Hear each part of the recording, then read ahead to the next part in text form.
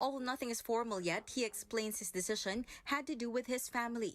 Ayaw rin talaga ng aking pamilya. Kaya naisip ko na siguro ay hindi ko pa po panahon sa ngayon.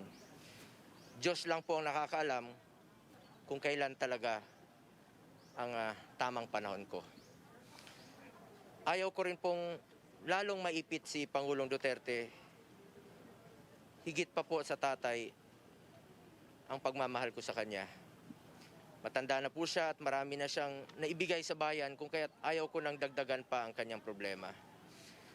Nananatili akong tapat sa kanya at nangako akong sasamahan ko po siya habang buhay.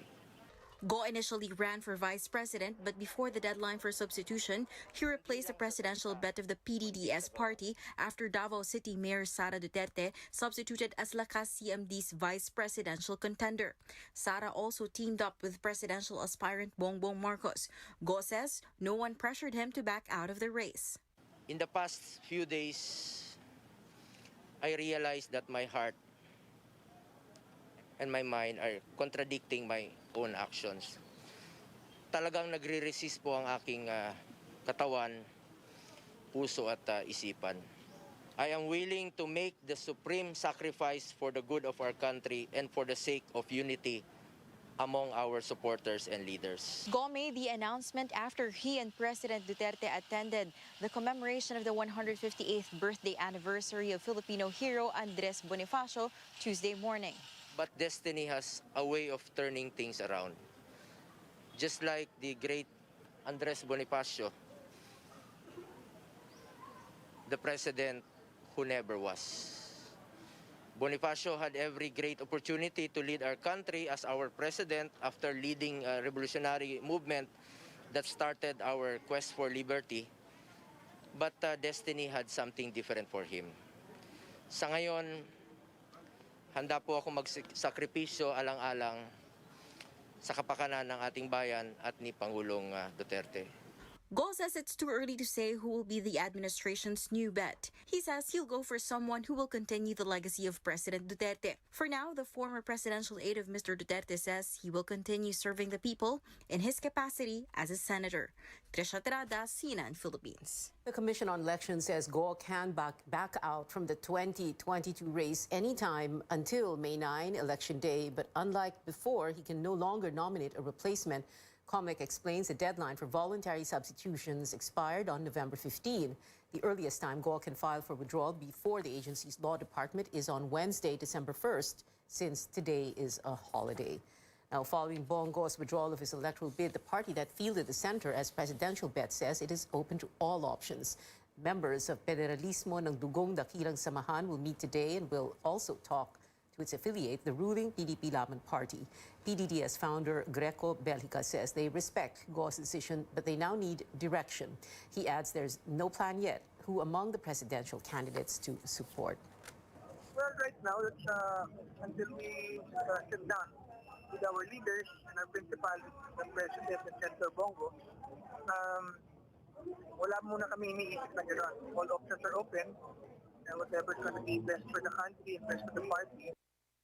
The president of a PDP Laban faction, Energy Secretary Alfonso Cusi, also expressed full support for Go. He said he's sure the center has a good reason behind his decision. Presidential aspirant Leody de Guzman believes Go pulling out of the race will only boost the Marcos-Duterte tandem, while another hopeful, Senator Ping Lacson, only wishes his fellow senator good luck.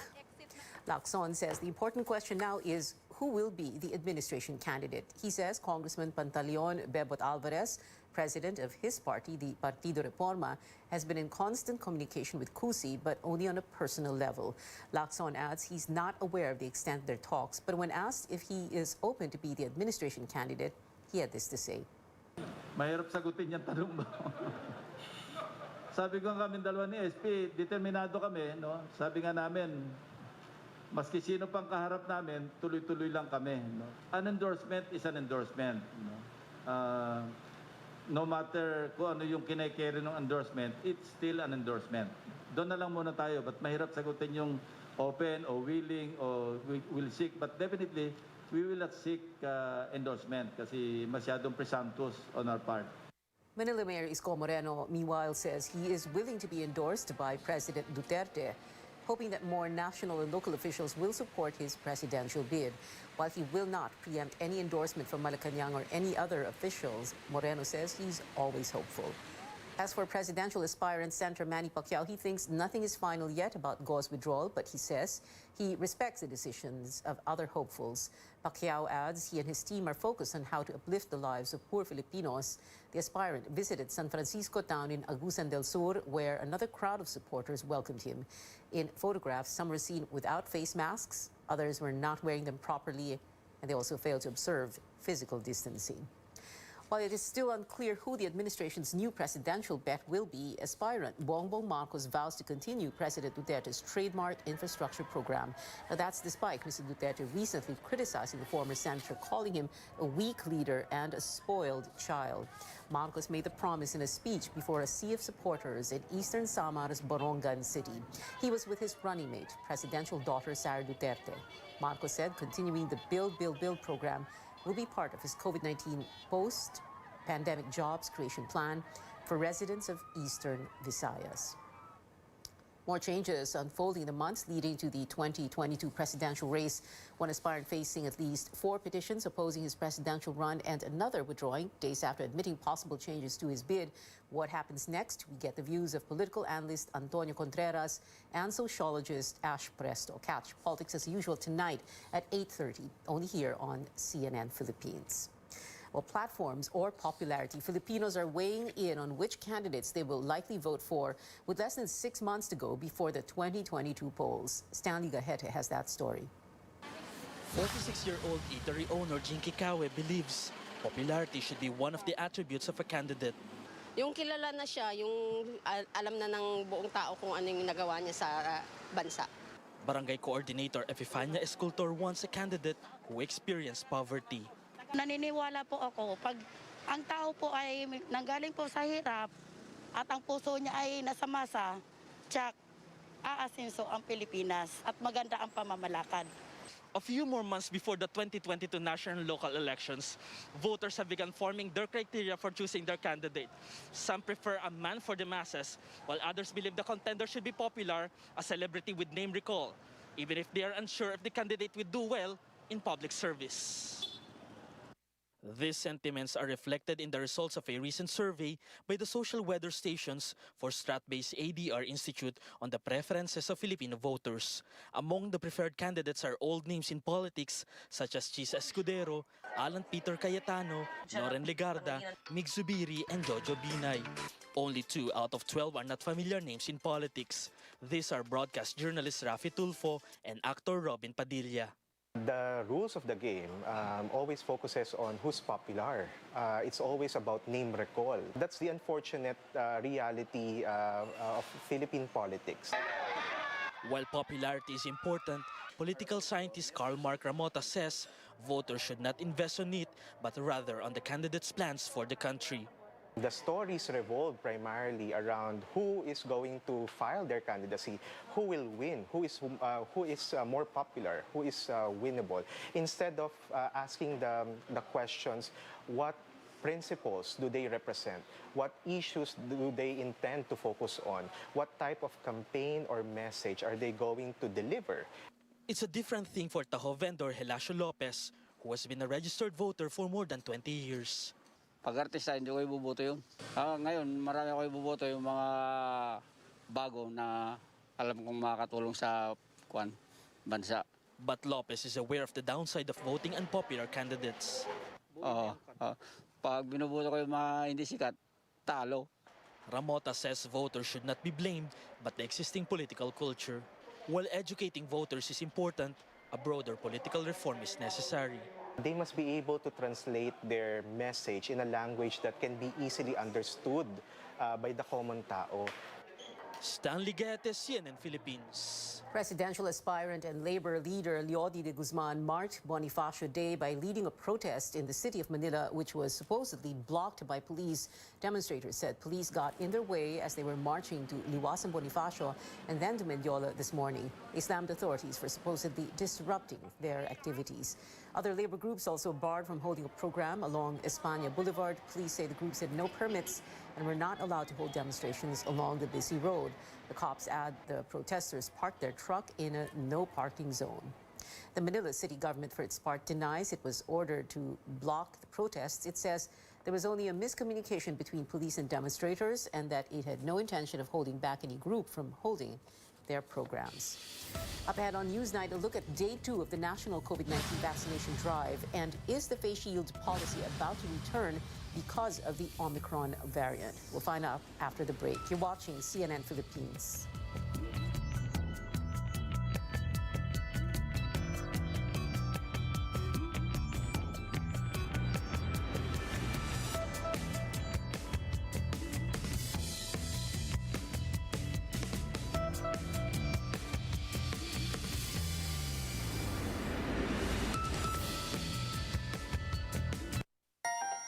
Pogino! Dahil yan sa vet-approved Nutri-Chunks Coach Shine. Brewed active boost and prebiotics na pampalisto. Made with real salmon goodness and omega-3 and 6 for healthy skin and shiny coat. Kita naman, di ba? Listo, ganado sa Nutri-Chunks Coach Shine.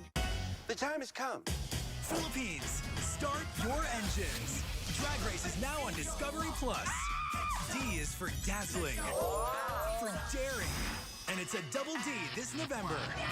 Starting with all of RuPaul's Drag Race UK, including the latest season and the latest of Drag Race Thailand. It's exciting, refreshing. Y'all ready to make Drag Race history? Get dragged into D Phenomenon on Discovery Plus. Subscribe now at 129 pesos per month. Hindi biro ang mga pagsubok na hinarap at patuloy na kinakaharap ng ating Pangulo.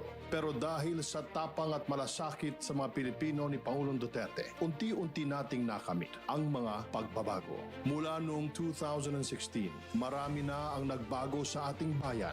Mga pagbabagong nakikita, nararamdaman at napapakinabangan ng Pilipino. Ito ang pamana ng pagbabago. In Bulacan, residents enjoy easier access to the kind of water we all deserve. This is thanks to SMC Infrastructure's Bulacan Bulk Water Supply System project, a treatment facility that provides affordable and potable bulk water to the 24 municipalities of Bulacan. It produces an average volume of 160 million liters per day for around 165,000 households. It also has a maximum capacity of 388 million liters per day. This meets the increasing water demand of Bulaqueños. The project also cuts down the use of deep wells, helping mitigate the environmental impact of excessive groundwater extraction. The Bulacan Bulk Water Supply System project provides Bulaqueños the affordable and reliable potable water supply they need.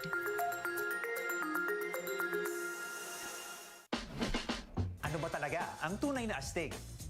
That's Red Horse for you. Iba ang sipa.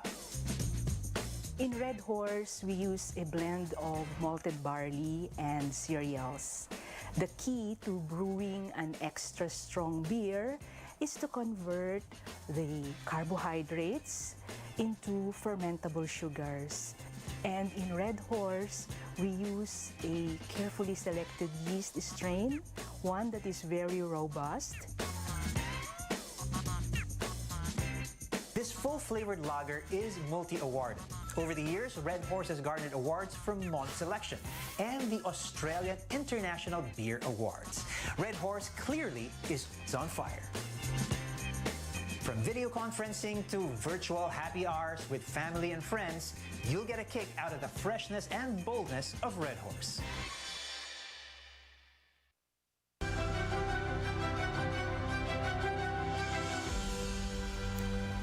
Welcome back to CNN Philippines. It is day 2 of the massive national vaccination drive. Data is starting to trickle in from the provinces. The government says 2.5 million people were inoculated on the first day. And as Caroline Bonkin reports, it is confident of reaching 9 million by tomorrow. Young and old, residents of Bulacan Province aged 12 and up lined up at vaccination sites on the second day of the government's massive vaccination drive. Many are here to finally get their first dose.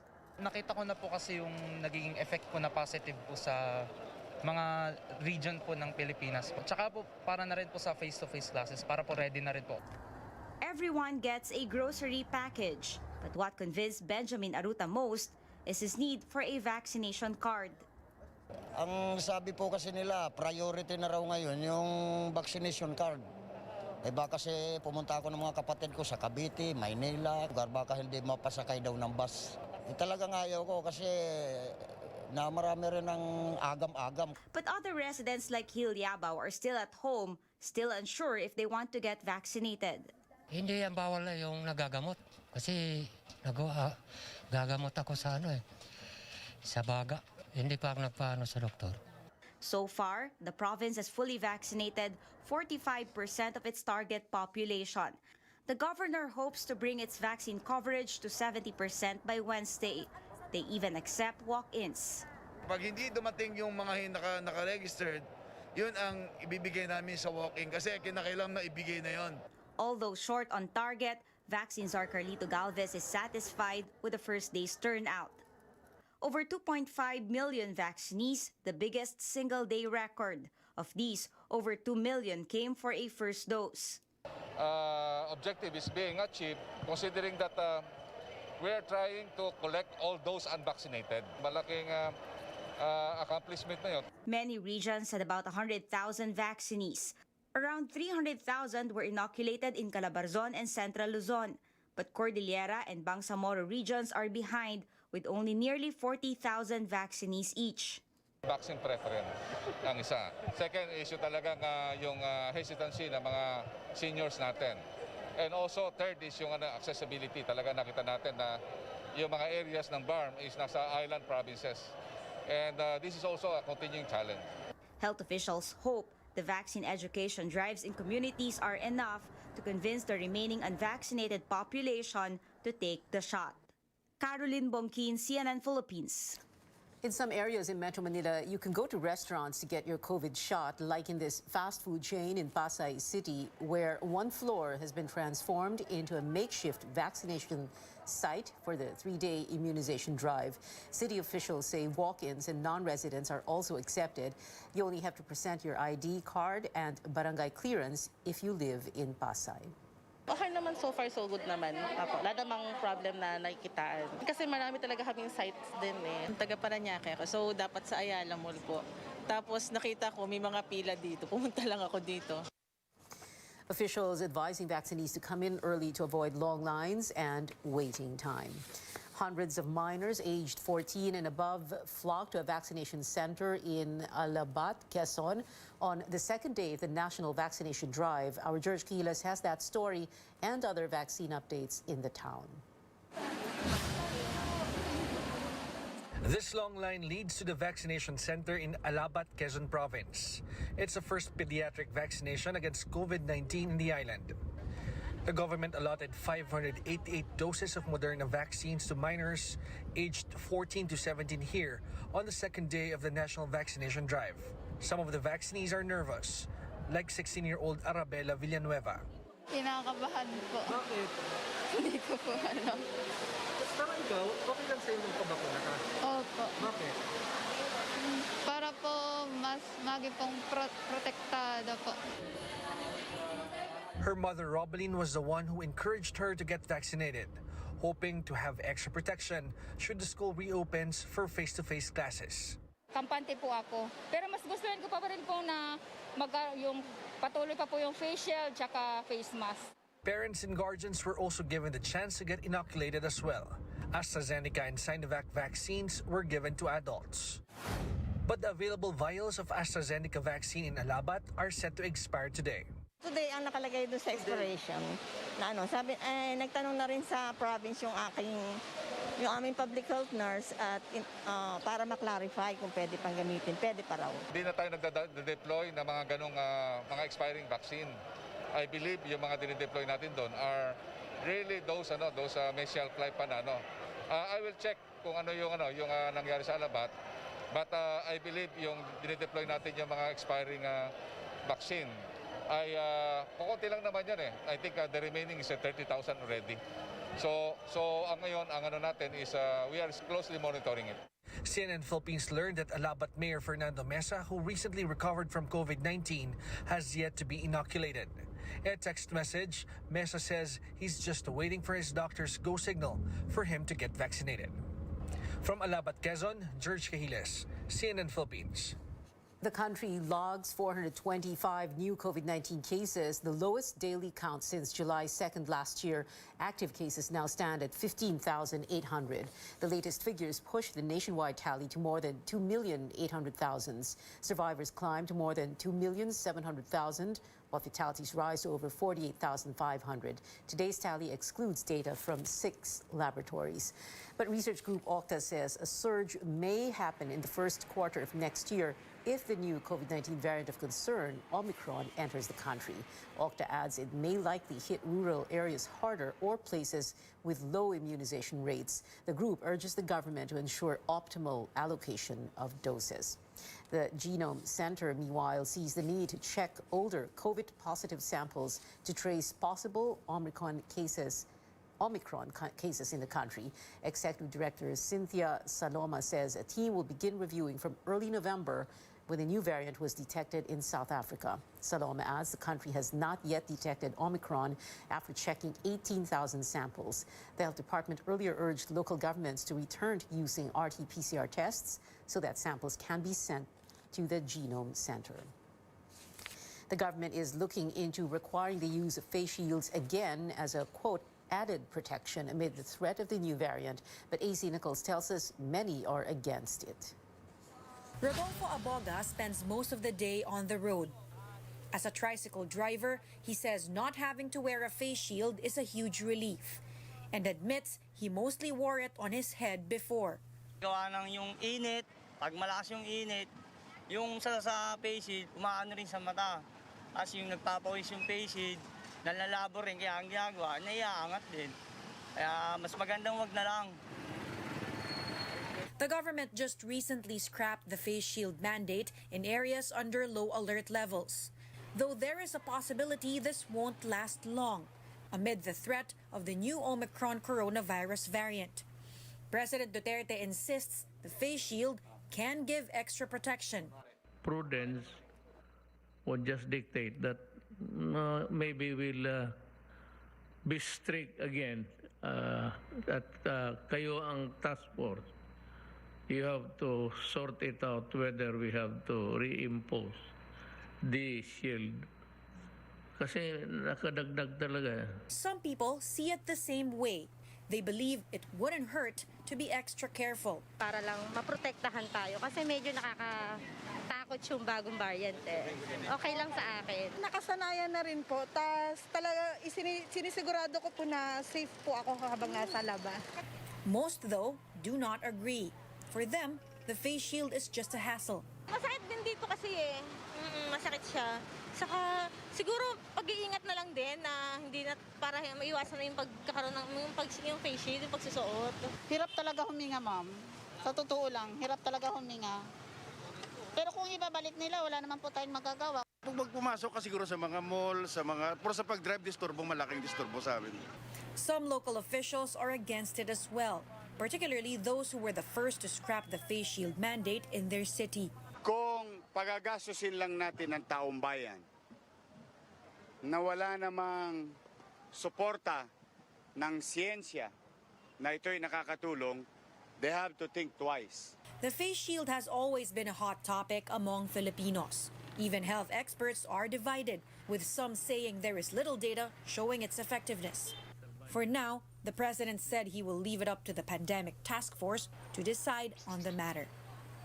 AC Nichols, CNN Philippines. The World Health Organization says it is not backing the reimposition of the face shield policy as the transmission dynamics of Omicron are still being studied. Instead, the body emphasized the importance of wearing face masks, observing physical distancing, and practicing hand hygiene.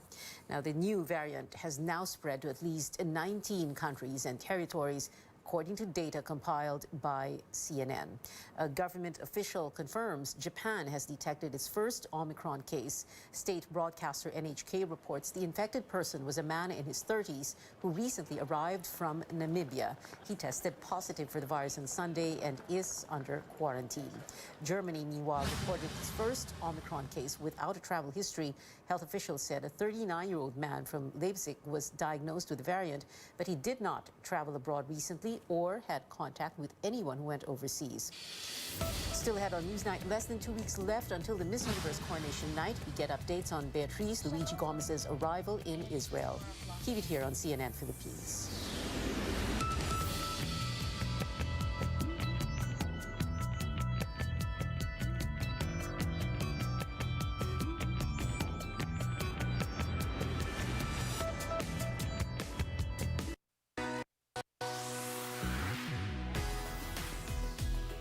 Kabilang ba kayo sa mga Pilipino na nahihirapan sa mga transaksyon dahil wala o kulang ang mga valid IDs? Huwag nang mag-alala dahil narito na po ang PhilSys, ang identification system ng bawat Pilipino. Meron lamang pong 3 steps para makapagrehistro at makakuha ng PhilID. Para sa Step 1 registration, pumunta lang sa register.philsys.gov.ph para makapag-register sa PhilSys online. Sa pamamagitan ng ID natin, ang bawat Pilipino ay meron ng valid proof of identity. At mas mapapadali na ang ating mga public and private transactions. Kaya ano pang hinihintay nyo? Ayaan na sina nanay, tatay at ang buong pamilya. At mag-register na. Ito ang PhilSys, ID natin to.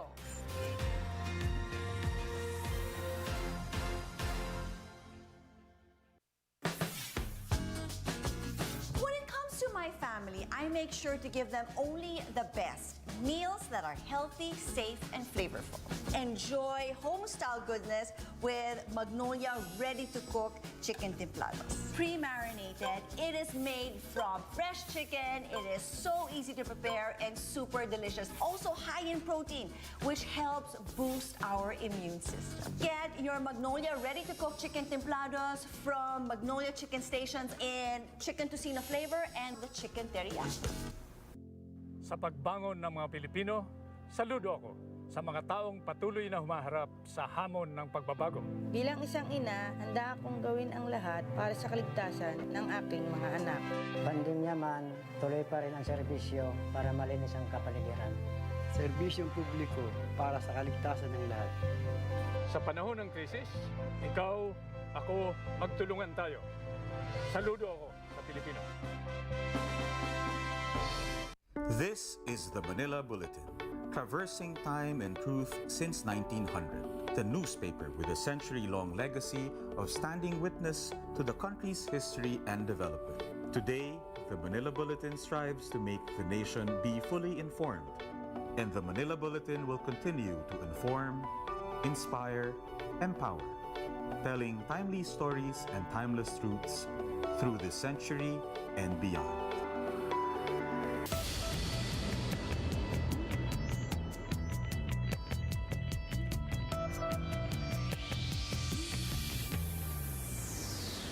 A weak explosion was recorded at Mount Pinatubo in Zambales earlier today. Captain Alges Las Marias of Philippines AirAsia took these shots overlooking the volcano.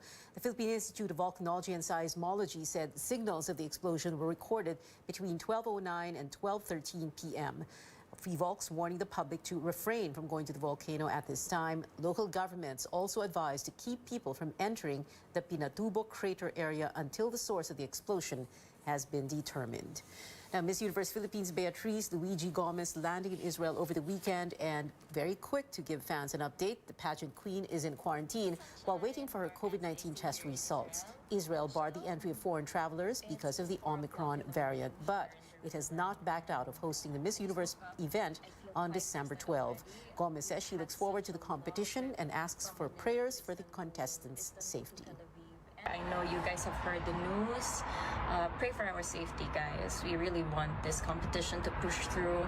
We've all worked hard to get here, and I'm just excited to see some of the girls. Well, I saw some of them yesterday. We bonded a bit, but it's quite bitin because they had to quarantine us. So excited for the next few days. Miss Universe France Clemence Botino tested positive for COVID-19 upon arrival in Israel. Organizers say the event is pushing through. For now, Botino is staying in quarantine for 10 days before getting tested again. We have 25 days before Christmas, and that is it for now. Join me again on news.ph at 7 p.m. I'm Pia Hontiveros for Newsnight, where we go above and beyond the headlines.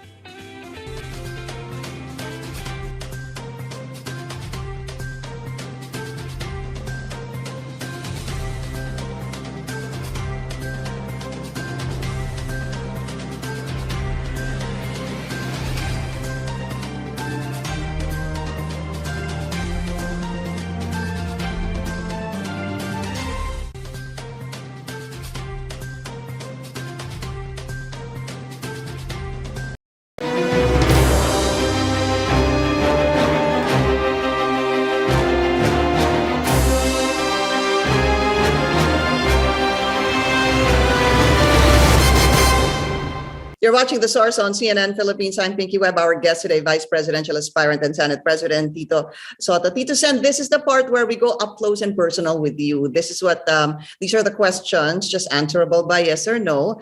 At tinatanong po namin to sa lahat ng nai-interview namin ng mga kumakandidato. So, let me begin. It's just a yes or no answer. Do you favor easier public access to SALNs of the President, Vice President, and members of Congress? Again, sorry, what was that? Do I favor? Do you favor easier public access to the SALN of the President, Vice President, and other members of Congress?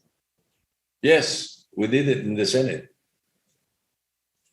Next, sir, do you support lifting foreign ownership limits in the Constitution? Yes. Next, do you favor, ay alam ko na sagot dito, the reimposition of death penalty for drug-related crimes, but for drug-related crimes? Well, I cannot answer that with a yes or no now. Yes, before, but I filed the bill to answer the problem of the issue of death penalty. I already we passed it in the Senate already. It's in the House of Representatives. It's establishing a national penitentiary for high-level drug traffickers and heinous criminals. Ihiwalay natin sila. Parang death penalty na rin yun without the death penalty. Okay. Should a sitting president be allowed to run for vice president in the next election? I don't think so. No. Do you favor resuming peace talks with communist rebels? In the barangay level, in the lower level, not in the higher ups. They're not being followed anyway. We should have peace talks. Look. And this is, should the country be more aggressive in protecting its maritime interests in the West Philippine Sea? Yes, yes. Okay. Tito Sen, that's a part of our up close and personal segment, but I wanted to ask this, of course. Kayo po ay tumatakbo ngang Vice President, and in the recent surveys, kayo po yung nangunguna. Here comes Mayor Sara Duterte running for Vice President. Is this going to make your campaign more difficult? And how do you feel about her joining the vice presidential race? Senator Lacson and I have already decided, even as early as July, therefore August, we made the decision that we have a program, we have a platform that we're offering to the people. We're focused on that, and our campaign is programmed already, all the way to May of 2022. It does not matter to us who else is running. We've said that before, and we have an agreement that we will not talk about those other candidates who are running or are competing with us in the same position. Ganun yung sitwasyon namin. So therefore, whoever else is running, we are focused on what we need to do and what we need to campaign with and for. I do remember those statements coming from you and Senator Ping Lacson. One last question, sir, that came to mind. With what is happening so far, it is only November, the elections are in 6 months. This unification formula, initially proposed by Senator Ping Lacson, what I want to find out from you is this. Should this be reconsidered sometime in March, again, or even in April? I doubt if we should reconsider it already. We've discussed it twice, and apparently those that we have talked with or talked to, they're in favor of unification, pero with them as the lead. So it doesn't sit with us. The original proposal of Senator Lacson was that, okay, all of us will file. We have one or two regular or candidates, and then pagdating ng mga March, we'll find out kung sino yung malakas doon tayo. But they rejected that. So I don't think it is possible, because during the second meeting naman with the others, ganun din sinasabi is that they have the best chance of winning. Parang ganun So I don't think the unification talks will materialize. Vice Presidential Aspirant and Senate President Tito Soto. Tito Sen, as always, maraming salamat po sa inyong oras. Yes, ma'am. My pleasure. Thank you very much. Good morning. Mabuhay. Take care, sir, and thank you for joining us here on The Source. I'm Pinky Webb. You're watching CNN Philippines.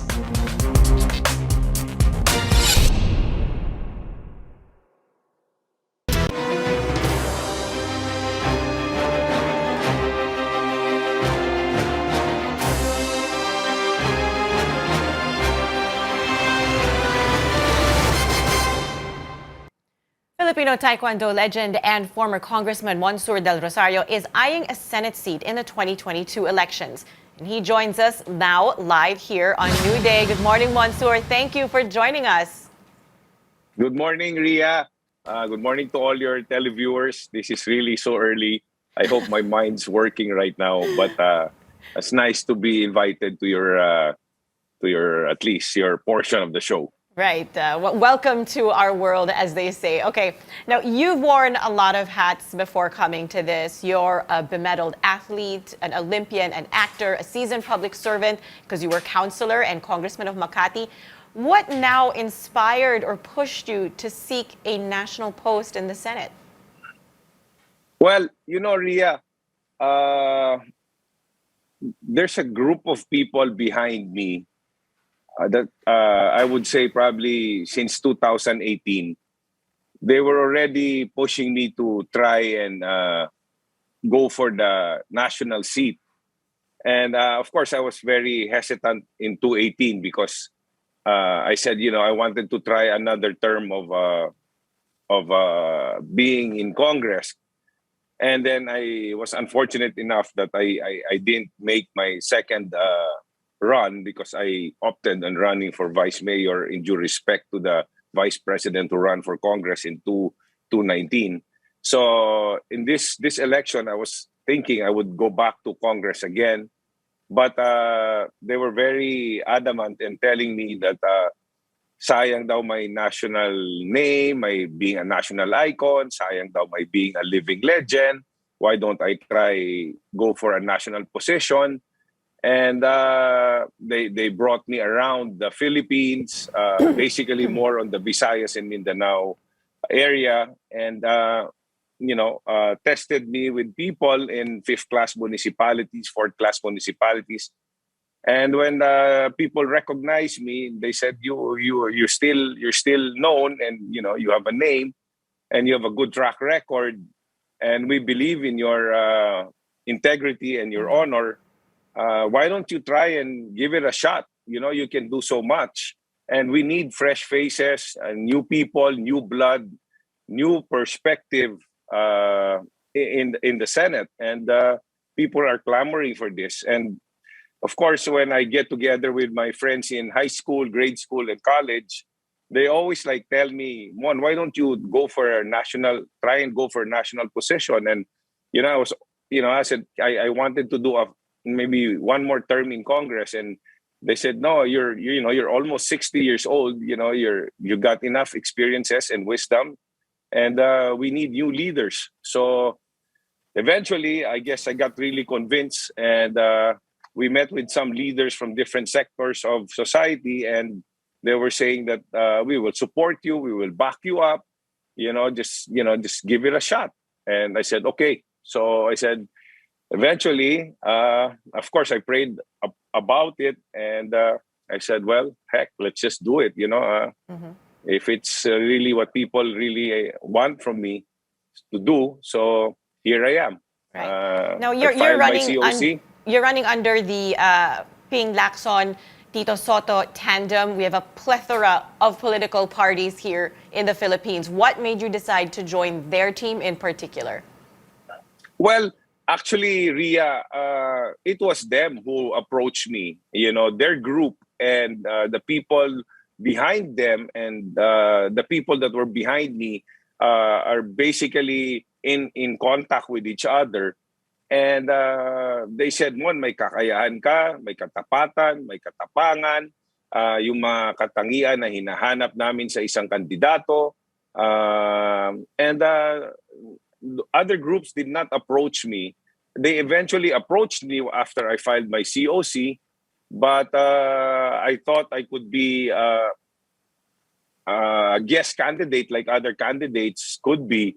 But apparently, they kind of want me to be exclusive, pledge allegiance to them. And I can't do that because I already gave my word to Senator Ping Lacson, who's running for president, and Senate President Tito Soto, who's running for vice president. And, I thank them for having faith in me, even before I filed my COC, that they really wanted me in their slate.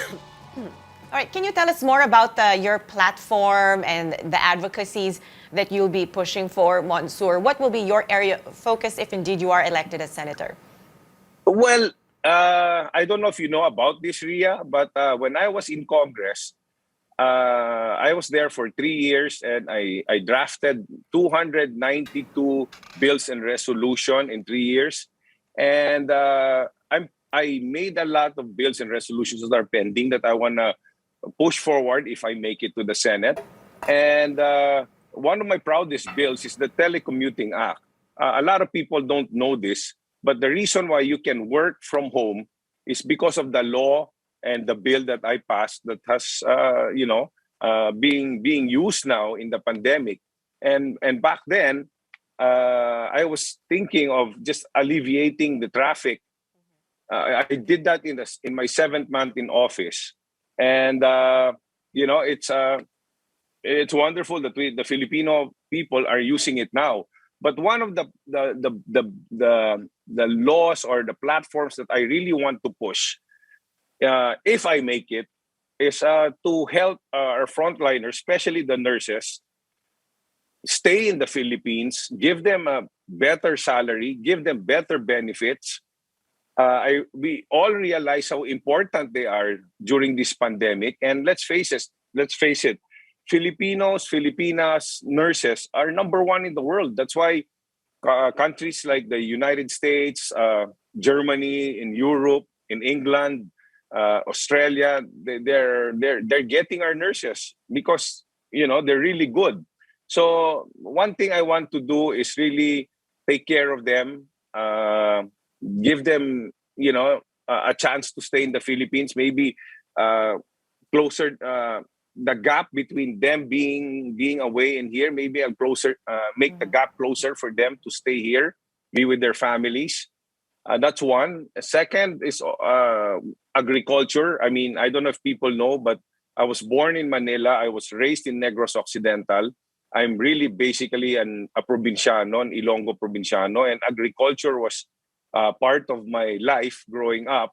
And I want to help farmers. I have a law that I made in when I was in Congress, the Irrigation Act. Something I have it here in my papers, but I don't want to go through it. I want to help them with their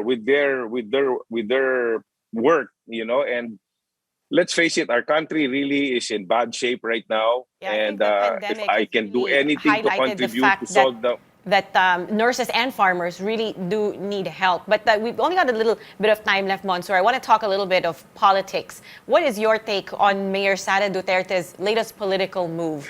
What does it mean, especially for you and your presidential and vice presidential candidates? Well, you know, Ria, we don't really bother with what other groups do and how they go about with their realigning or their positions, and how they go about with how they want to campaign or what they do, what they say.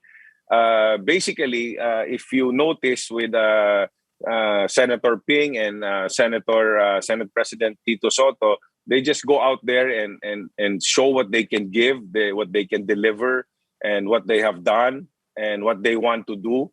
And basically, it's the same with me. I really don't want to comment and say anything what these people are doing. I'm just focusing on what I can give, what I can show, what I can offer.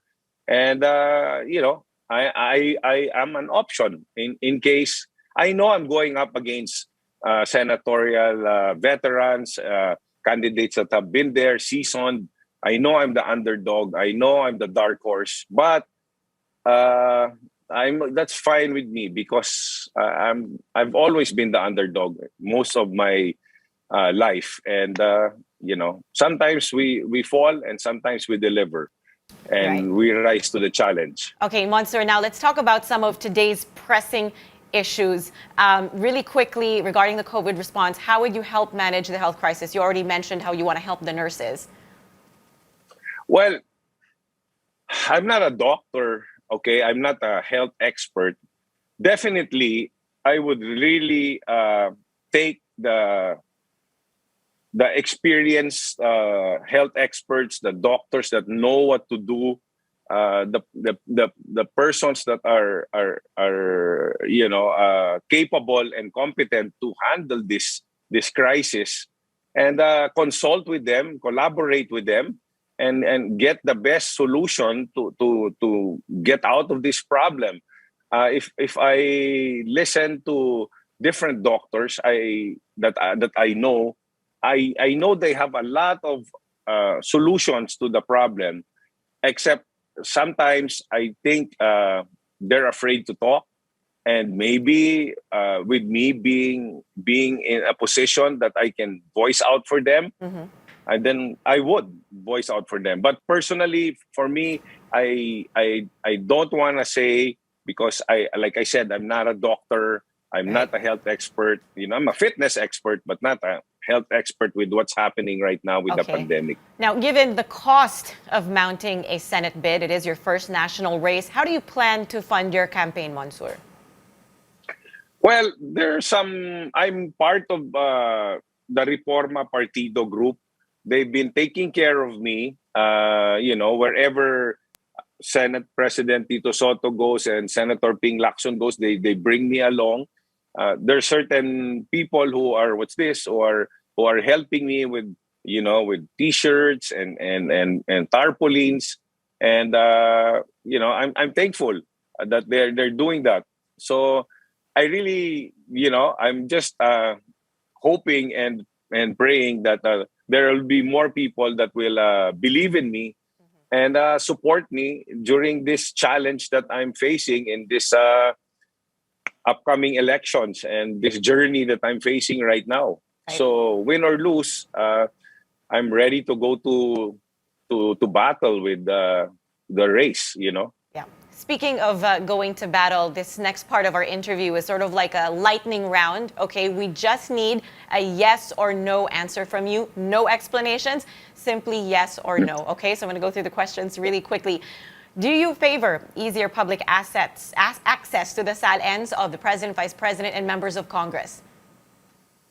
I do. When I was in Congress, my SALN was public. Okay. Everybody knew. So that's a yes. Yeah. Do you yes, support? It's a yes. Yeah. Do you support lifting foreign ownership limits in the Constitution? Yes or no? Again. Do you Sorry, I didn't hear. That's all right. Do you support lifting foreign ownership limits in the Constitution? Yes or no? Lifting? The Sorry, own- Ria, I can't hear you. So That's all right. The ownership limits in the Constitution, foreign ownership limits. yes. Do you favor the reimposition of the death penalty for drug-related crimes? Maybe the drug cartels and the drug importers, not the little ones, not the Okay, so poor that's drug pushers. kind of a yes. Do you favor resuming peace talks with communist rebels? Of course, yes. Should the country be more aggressive in protecting its maritime interests in the West Philippine Sea? Oh yeah, of course, yes. All right, Mansour, that is all we have time for. But thank you once again so much for joining us. That was senatorial aspirant Mansour Del Rosario.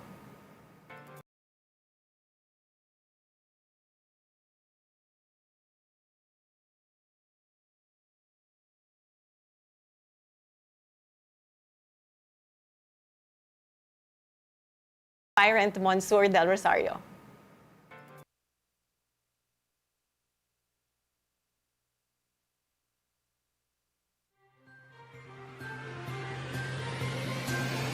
CNN Philippines Hour sa RPN-DZKI-IRIGA alas 6 hasta las 7 ng manggi, Lunes hanggang Biyernes. CNN Philippines Hour.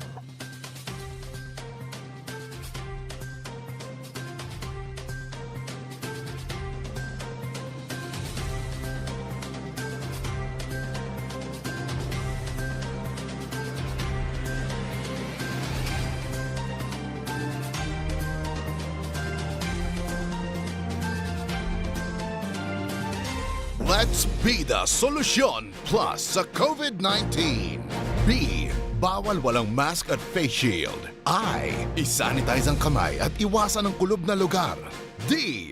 Dumistansya ng 1 metro at limitahan ang pisikal na interaksyon sa iba. A. Alamin ang tamang impormasyon. Plus, suportahan ang FDA-approved na bakuna. BIDA Plus. Bida Solusyon Plus sa COVID-19. Lolo, Lola, 1 taon na tayong nahiwalay dahil sa quarantine. Miss na po namin kayo at inyong masasarap na luto at pag-aalaga. May bakuna na raw po sa COVID-19. Kunin niyo po ha. Kapag nabakunaan na ang lahat, makakapiling na muli namin kayo. Ingat po. Kung ikaw ay edad 60 pataas o may iba pang karamdaman, magparehistro na para sa Res Bakuna kontra COVID-19. Res Bakuna, kasangganang bida at ni Lolo't Lola. Ano ba ang maaaring maramdaman matapos magpabakuna kontra COVID-19? Maaaring makaranas ng sakit sa ulo, lagnat, pagkahilo, sakit sa katawan o parte ng katawan kung saan binakunahan. Ngunit, huwag mag-alala, pinapaalala ng Department of Health, Bicol Center for Health Development na ito ay mga karaniwang reaksyon ng bakuna sa ating katawan. Isa lamang itong indikasyon na ang bakuna ay epektibo sa pagbibigay sa atin ng proteksyon laban sa COVID-19. Kung makakaramdam ng mga ito, mainam na mag-self-monitor o pumunta sa lugar kung saan kayo binakunahan upang mabigyan ng abiso kung ano ang mga dapat gawin. Suportahan ang Bida Vaccination, maging Res Bakuna para protektado laban sa COVID-19. Dumating na ang Res Bakuna kasangga laban sa COVID-19. At dahil ang dating nito ay by batches din ang babakunahan. Sa Priority A na grupo, una na ang ating health frontliners. Susunod ang mga mahal nating seniors. Pagkatapos ay mga taong may ibang karamdaman, mga frontliner na non-medical at susunod ang mga kapuspalad. Mag-abang lamang dahil may priority groups B and C pa. Patuloy nating suportahan ang Res Bakuna at maging bahagi tayo ng Bida Vaccination. Nanlalabo na ba ang inyong mga paningin? O kailangan mo ng proteksyon laban sa radiation? Ano pa ang hinihintay nyo? Pumunta na sa The Vintage Optical. Ang optical para sa lahat. Visit us at the ground floor, Gaisano Capital, Barangay San Roque, Iriga City. We offer free computerized eye examination.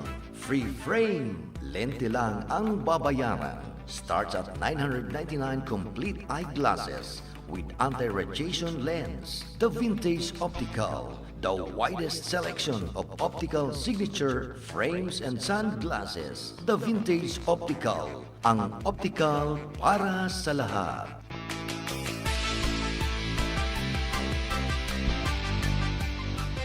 Ako po si Emmanuel H. de la Sala, taga Barangay Bapor, Masbate City, BS Ed English sa Liceo de Masbate. Nagapasalamat sa ako Bicol Party List kan Congressman Elizalde Esco kag Congressman Alfredo A. Garbin Jr. paagi sa oportunidad na makabaton sa educational assistance bilang suporta sa akon pagaklase sa kolehiyo. Kag ini magiging paagi na matupadan akon pangarap kag mabuligan ang akon ginikanan. Sana damo pan iyo mabuligan. Mabuhay ako Bicol Party List. Ako Bicol Party List. Katabang na, kasurug pa. Ako si Ernesto Salvador, 66 anos na po ako. Kahirap po talaga ang taxi driver. Madalas hindi ako nakakaihi, hindi ako kakainom ng tubig, kaya siguro nagkaroon ako ng UTI. Dito sa likod ng tagiliran ko, nakaramdam ako ng pananakit. Tsaka nahirapan na akong umihi. May nakapagsabi sa akin, try ang Kidney Care. Ang Kidney Care ay may pomegranate panlaban sa mga toxins at nagpapababa ng creatinine. Sinubukan ko naman, siguro mga isang linggo kong ininom, guminawa naman ng anong pinaramdam ko. Kaya tinuloy-tuloy ko. Hanggang sa nawala na yung nararamdaman ko sa tagiliran ko. Kahit mas matanda na ngayon, pakiramdam ko malakas ang aking katawan dahil inalagaan ko ang aking sarili. Ang Kidney Care ay mabibili sa Mercury Drugstore at mga suking butika. Ang Kidney Care hindi gamot at hindi dapat gamiting panggamot sa anumang uri ng sakit. Bakunado ka na ba laban sa COVID-19? Maging isa sa mahigit 1 milyon na Bicolano na babakunahan ngayong darating na National Vaccination Day sa November 29 hanggang December 1, 2021. Ang sabayang pagbabakuna laban sa COVID-19 ay para ligtas, lakas, buong Pilipinas. Makilahok sa darating na National Vaccination Day. Maging bayani sa bayanihang bakunahan. Magpabakuna, magboluntaryo ng serbisyo sa inyong lokal na pamahalaan, magpakalat ng tamang impormasyon sa bakuna at hikayatin at tulungang magpabakuna ang mga kapamilya at kaibigan. Para sa karagdagang impormasyon, makipag-ugnayan sa kinauukulang LGU o Health Center. Makiisa para sa isang healthy Pilipinas at ligtas na Christmas. Basta Bicolano, bakunado! Isang paalala mula sa DOH Bicol CHD. At center, number 11, the Kaiju, Kai Soto. Kai Soto, bagong basketball star. Sa sipag at tiyaga at sa tulong ng sustansya ng Star Margarine, mas abot ni Kai ang pangarap niya. Kai goes for the shot. Slam dunk! Puno ng power nutrients na tulong pampatangkad, pampasigla at pampalakas, kasabay ng proper diet at exercise. Sa Star Margarine, mas abot ko ang pangarap ko. Ang pinakaenot sa ringkunada. Puon kay do sa gudgunyan. Minaanduyog sa baga na mamanuan. Katuwang para sa kauswagan. Sa mga bareta, patas. Sa impormasyon, public service, enot ka. Malalaoman, katotohuan, ang sinasarigan. Inina ang bagong Radyo Ronda. DZKI-IRIGA Radyo Ronda. Ang maugmang kairiba. Madya na.